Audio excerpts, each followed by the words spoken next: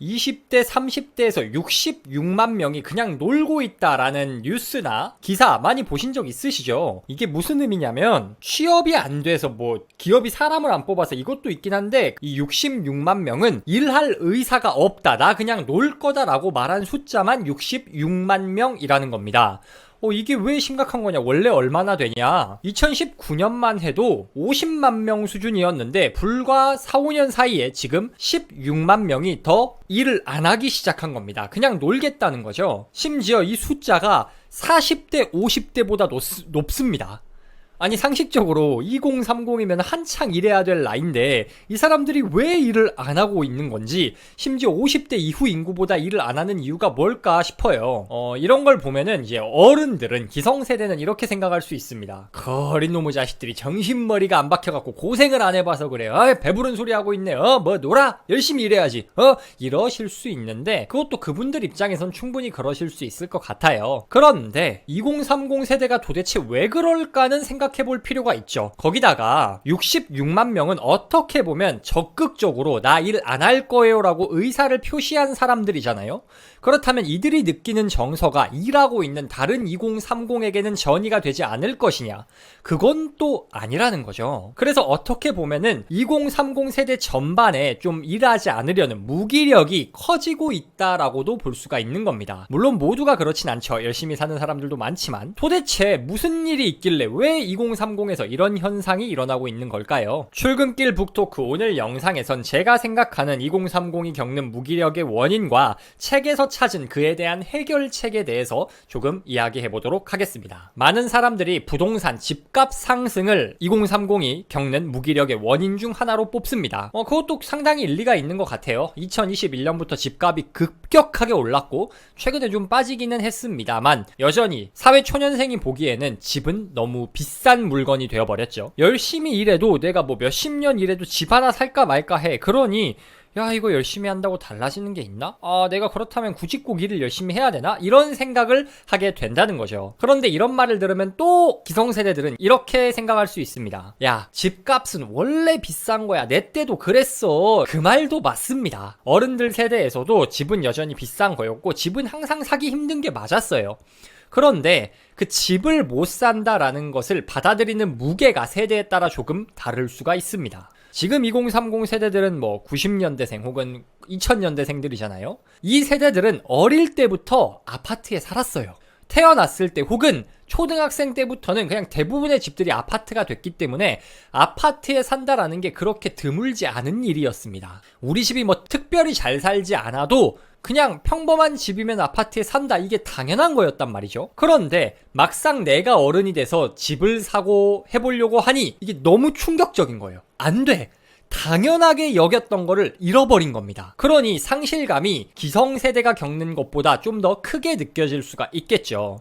이런 원인으로 2030 세대가 좀 더 큰 무기력을 느끼고 있는 건 아닐까 생각됩니다. 2030이 느끼는 또 다른 무기력의 주요 원인 중 하나가 비교 심리입니다. 인스타그램이 대단히 큰 역할을 했죠. 인류 역사상 지금처럼 누가 어디 살고 어떤 차 타고 어디로 휴가 가고 이런 정보를 알기 편한 시대가 없습니다. 그냥 인스타 열어보면 그 사람이 어디 살고 뭐 하는지가 다 나와 있어요. 그런데 인스타에 그런 인증샷을 올리는 분들은 보통 자랑하고 싶어서 올리는 경우가 많죠. 그러니 인터넷 보면은 뭐 전부 다 강남 3구 사는 것 같아요. 다 한강 뷰 보고 사는 것 같아. 호캉스는 나만 안 가는 것 같아. 그런 생각이 드는 거죠. 뭐 꼭 인스타가 아니어도 마찬가지죠. 생활에 대한 정보 자체가 많아졌습니다. 예전에는 누가 아파트에 살건 어디 살건 적어도 애들은 그 의미를 잘 몰랐습니다. 그런데 지금은 애들도 누가 어디 산다 그러면은 우리 집보다 잘 살구나 못 살구나 랭킹이 매겨져요. 근데 이게 사실 진짜 랭킹이 아닌데 그렇게 느끼는 경향이 있죠. 그리고 부모님이 어떤 일을 한다 그러면 대충 얼마 번다, 이걸 애들도 다 알고 자기들끼리 암묵적인 순위를 다 매기더라는 겁니다. 자, 그러니 다른 사람들의 생활 정보에 대해서 더 많이 알고 있어요. 그리고 인스타그램이나 SNS를 통해 잘 사는 사람들의 스토리만 편집돼서 전해지니 비교심리, 열등감이 생기고 피곤해지는 겁니다. 안 그래도 인생에 답이 없다 생각되는데 나 빼고 다른 사람들은 다 잘 사는 것 같아요. 그러니까 이런 비교의식, 열등감이 추가적으로 무기력해지는 무기력을 유발하고 있는 건 아닐까 하는 생각이 듭니다. 2030의 무기력 마지막 원인은 제가 생각하기엔 이게 좀 크지 않을까 싶은데, 고민하고 걱정해야 할 게 너무 많습니다. 대표적으로는 진로 고민을 해야 돼요. 뭐 당연한 거 아니냐, 중고등학교 때 하는 거 아니냐 싶으실 수 있는데, 인류 역사상 진로에 대해 내가 앞으로 뭐 하고 살지에 대해서 고민을 한 게 그렇게 오래되지 않았어요. 빨라봤자 저희 부모님 세대 정도? 저희 할아버지 할머니들 세대만 해도요, 농부의 자식은 그대로 농사를 지었고 축산업을 하시는 분의 자식은 그대로 축산업에 종사를 하고 그랬어요. 진로에 대해 고민할 게 거의 없었습니다. 저희 부모님 세대부터는 조금 더 진로 고민이란 게 나타나긴 시작했는데, 여기도 선택지 자체가 그렇게 많지는 않았죠. 한 번 직장을 구하면 그게 평생 직장이 되기도 했고, 그런데 지금은 선택지가 너무 많습니다. 정말 너무 많아요. 직업도 너무 많고 어떤 직업이 없어졌다가 생겨나는 속도도 정말 빠릅니다. 그런데 문제는 뭘 해도 별로 답이 없어 보일 때가 또 많습니다. 자, 그러면 인류 역사상 해본 적이 없는 고민, 유전자에 답이 없는 문제를 고민하면서 기성세대와 똑같은 일도 해야 돼. 거기에 SNS를 통해서 비교 심리, 열등감도 커져. 이런 요소들이 복합적으로 작용해서 2030 세대의 무기력이 커지고 있고, 그 결과 66만 명이 그냥 놀래요, 그냥 쉴래요 하는 게 아닐까 합니다. 고생 많이 하신 기성세대는 배부른 소리 하고 있네 할 수 있지만, 이게 마냥 젊은 세대 다그친다고 해결될 문제는 아니라는 거죠. 자, 그렇다면 어떻게 해야 이 무기력 문제를 해결할 수 있을까요? 뭐 사실 사회 구조적인 문제의 해결책을 제가 제시한다는 것도 좀 웃기긴 합니다. 그렇지만 적어도 이 영상 보시는 제 구독자님들은 인생에 답이 없다 느껴질 때, 열등감을 느낄 때, 고민이 너무 많을 때 어떻게 좀 해결할 수 있을까, 이 해결을 도와드릴 수 있는 이야기를 좀 전해드리면 좋을 것 같아서 준비해봤습니다. 첫 번째, 인생에 답이 없다 느껴지시면 돌연변이를 찾으시면 됩니다. 아직 제가 리뷰 영상을 업로드하진 않았는데 8월 30일에 슈퍼노멀이라는 책이 출간됩니다. 그리고 그날 책 리뷰 영상이 업로드될 예정입니다. 슈퍼노멀, 책의 제목에서 느껴지는 것처럼 평범한 사람이 성공하는 방법을 다룬 책이에요. 이 책에서는 뭐라고 말하냐, 성공하고 싶다면 나와 똑같은 환경에서 성과를 낸 돌연변이를 찾으라 라고 말합니다. 가령 내가 공무원이에요. 그런데 성공하고 싶다 그러면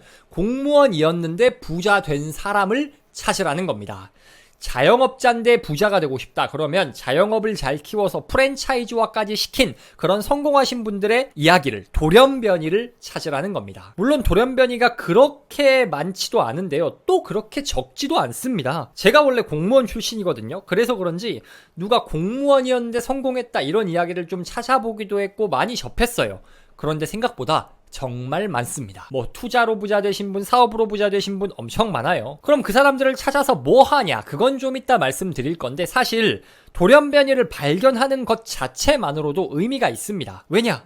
답이 없는 게 아니구나, 나보다 힘든 상황이었는데도 해내고 성과를 낸 사람들이 많구나 라는 것을 알기만 해도 마음에 위로가 됩니다. 그리고 좀 마인드를 고쳐먹는데 도움이 돼요. 그렇다면 돌연변이를 찾은 다음에 구체적으로 어떻게 해야 하냐? 카피하시면 됩니다. 오해하시면 안 되는 게, 카피하라는 게 그대로 베껴라가 아니에요. 부동산 투자로 성공한 사람이 있다 해서 그 사람이 투자한 물건을 그대로 따라서 사라는 게 아닙니다. 그렇게 하면 망해요. 왜냐? 그 사람은 가격이 쌀 때 샀고 지금은 비싸졌는데 비싼 걸 지금 사서 뭐 수익을 얼마나 올릴 수 있겠어요. 그러니 A부터 Z까지 그대로 따라하는 게 아니라 큰 틀에서 그 사람은 어떻게 투자 물건을 골랐는지, 리스크 관리는 어떻게 했는지, 이런 원칙들을 따라 하라는 겁니다. 유튜브를 잘하고 싶다? 나랑 비슷한 관심사를 가지고 있는 채널을 찾아서 그 채널, 잘 되고 있는 채널을 따라해야 합니다. 역시 싹 따라하면 저작권에 걸리니까 그 영상을 보면서 큰 틀에서 이렇게 구성을 했더니 재밌구나, 이런 주제가 인기 있구나 하면서 자기만의 방식으로 그 내용을 풀어내는 거예요. 이 영상도 마찬가지입니다. 2030 66만 명이 논다는 영상 주제를 제가 가져오고 내용은 제 마음대로 풀고 있죠. 이렇게 하라는 겁니다. 인생에 답이 없다 생각되면 그 똑같이 답이 없는 상황에서 정답을 풀어낸 돌연변이를 찾으세요. 비슷한 고민을 가지고 있었고 그 고민을 극복한 사람들을 만나는 것만으로도 일종의 동료의식을 느낄 수 있을 뿐더러 그들과 함께하고 그들을 따라하면서 배움을 얻을 수도 있습니다. 그 다음, 비교 심리를 해결하는 방법은 바닥을 보는 겁니다. 이게 무슨 의미냐? 김미경의 40 수업이라는 책에서 저자 김미경 강사님은 비교는 자신만 아는 바닥과 타인이 보여주는 꼭대기와의 대화다라고 말씀하십니다. 특히 인스타그램을 보면은 인스타그램에 업로드되는 모든 사진이나 영상들은 남들이 편집해서 보여주는 꼭대기입니다. 인생의 가장 빛나는 순간을 보여주는 거죠. 반면에 내가 지금 삶에 불만족스러워하고 힘들고 있다면 이건 다른 사람은 모르고 나만 아는 바닥이에요. 살면서 누구나 좋을 때가 있고 나쁠 때가 있잖아요. 이건 돈이 많고 적고의 관계가 없습니다. 누구나 업다운이 있어요. 그런데 남들은 좋은 순간들 중에서도 가장 좋은 순간을 담아놓은 SNS, 즉 인생의 꼭대기를 보고 나는 나만 보고 있는 비밀, 가장 추악하고 힘든 바닥을 보면서 서로 비교를 하면은 이게 말이 안 된다는 거죠. 그렇다면 우리는 어떻게 해야 하냐? 제일 좋은 건 인스타 안 하는 건데 그게 좀 힘들 수 있잖아요. 그렇다면 바닥을 기억해야 합니다. SNS에 보여지는 다른 사람의 모습은 그 사람의 가장 빛나는 천장 꼭대기고, 이 SNS상에 보이지 않는 나와 마찬가지로 저 사람도 깊은 바닥을 경험할 때가 있다는 걸 기억하셔야 합니다. 저 사람의 바닥은 눈에 보이지 않지만 나보다 훨씬 더 깊고 어두울 수도 있어요. 그러니 비교 심리, 열등감이 들 때면 기억하세요. 나는 지금 저 사람의 꼭대기만을 보고 있다. 저 사람도 나보다 못한, 나와 비슷한 바닥을 가지고 있을 것이다. 이것만 생각해도 열등감을 많이 줄일 수가 있습니다. 마지막으로 진로와 미래에 대한 불확실성에 대한 고민이 생기면 일단 뭐라도 하셔야 합니다. 이게 조금 말이 안 맞는 게 뭐 해야 할지 막막한 사람들, 그래서 무기력한 사람들한테 그냥 뭐라도 해라고 하는 조언이 좀 이상하게 들릴 수 있어요. 그런데 이게 가장 확실한 조언입니다. 왜냐? 일 안 하고 있는 게 여러 이유가 있겠지만 첫 번째로는 그냥 하기 싫어서가 크잖아요. 그런데 아무것도 안 하고 놀고 있는다고 일이 하고 싶어질까요? 어느 순간 동기부여가 막 될까요? 아니라는 거죠. 5초의 법칙 저자 멜 로빈스는 동기부여는 허상이다라고 말합니다. 어떤 일을 하고 싶은 마음이 들어야 그 일을 할 수 있다는 생각이 언제부터 통용되었는지는 모르겠는데 그 말은 사실이 아니다 라고 말합니다. 그럼 어떻게 하냐? 일단 시작하면 된다 라고 말합니다. 더럽게 하기 싫어도 일단 시작하면 점점 그 일이 하고 싶어진다 라는 거예요. 여러분, 주차되어 있는 자동차 미러 보셨나요? 기어 중립되어 있는 거? 처음에 그 차를 미는 건 정말 힘듭니다. 뭐 경차면 상관이 없는데 대형차 그랜저급 이상 되면은 차 밀기가 정말 힘들거든요. 그러면 힘 약한 사람이 처음에 그 차를 밀어야 되는 상황이면 어떤 생각이 들겠어요? 와, 진짜 하기 싫다 라는 생각이 들겠죠. 이 하기 싫다는 생각이 무기력의 원인입니다. 그런데 처음에는 힘든데 일단 한번 바퀴가 굴러가기 시작하면 어떻죠? 살짝만 힘을 줘도 계속 갑니다. 왜냐? 관성이 작용하니까. 처음에 마찰력만 극복해내면 관성의 작용으로 계속 밀고 갈 수가 있어요. 무기력을 극복하는 것도 마찬가지입니다. 처음이 힘들지 일단 뭐라도 시작하면 그 다음부턴 처음보다 적은 힘만 줘도 행동을 지속할 수가 있습니다.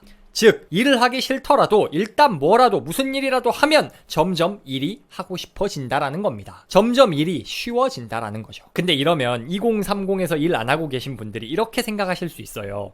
야, 내가 하기 싫어서 안 하는 게 아니야. 내가 갈 수 있는 건 중소기업밖에 없어. 거기는 대우가 너무 안 좋아. 근데 어떡해? 아니면 나는 대기업에 가야 해. 근데 왜 내가 지금 거기서 시간을 썩혀야 돼? 이럴 수 있는데 그 눈높이가 높은 건 이해가 되는데 여기선 조금 뼈 때리는 말이 필요할 것 같습니다. 그래서 타이탄의 도구들이라는 책을 좀 인용을 할 텐데, 타이탄의 도구들이란 책에선 사회 초년생들에게 다음과 같은 조언을 전합니다. 첫 번째, 당신은 당신이 생각하는 것만큼 유능하거나 중요한 인물이 아니다. 둘째, 당신은 태도를 조금 바꿀 필요가 있다. 셋째, 당신이 안다고 생각하는 사실들 혹은 책이나 학교에서 배운 것들은 대부분 시대에 뒤떨어지거나 잘못된 것들이다. 물론 일 안 하는 2030 분들이 모두 눈높이가 높아서 배부른 소리 하고 있는 그건 아니에요. 그런데 혹시 여러분이 혹은 여러분 주변 사람이 이 회사는 뭐가 아쉽고 저 회사는 뭐가 문제고 내 능력에 맞는 회사가 없고 이런 생각을 하고 있다면 과연 회사가 문제인지 내가 문제인지는 생각해볼 필요가 있다는 거죠. 진짜 팩트는 회사들이 달려들어서 모셔갈 만큼 능력 있는 사람은 생각보다 정말 없습니다. 내 생각보다 내가 능력 없을 때가 정말 많아요. 그러니까 일단 뭐라도 해보는 게 중요한 겁니다. 당장 할 수 있는 일을 아무거나 시작하면 내가 진짜 능력이 있는지를 확인할 수가 있어요. 그리고 당장은 능력이 부족하더라도 뭐라도 하면서 경력을 쌓아야 내 눈높이에 맞는 일도 언젠가 할 수 있는 거 아닐까요? 나에게 맞는 일을 못 찾아서 좋은 대우해주는 회사가 없어서 무기력에 빠져있고 일을 안 하고 있다? 자기 자신을 객관적으로 보려고 노력할 필요가 있습니다. 출근길 북토크 오늘 콘텐츠는 어떠셨나요? 일 안 하는 2030이 늘어나고 있는 시대입니다. 그 저변에는 무기력이 깔려 있습니다.